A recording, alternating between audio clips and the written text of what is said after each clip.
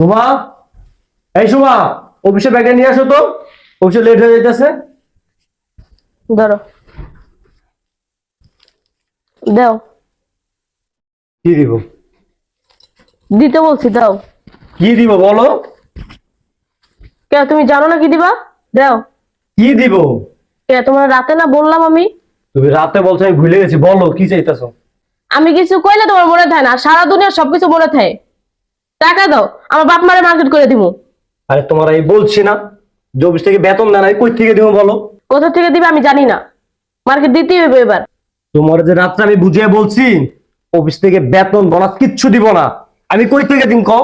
এমনি নিজেই চলতে পারতাছি না। আর তাছাড়া প্রতি বছর তো তোমার বাবা মাকে দেই, এই বছর দিতে পারুম না। দিতে হবে, এই বছর আমার বাপ মারে মার্কেট দিতে হবে। আর যদি না দাও না, এই সংসারে আমি আগুন জ্বালাই দিব। আর ঈদ ঈদ যে কেমনে করো আমি ওটা ভালো করে দেখবো। দেখো, পাগলামি করো না তুমি।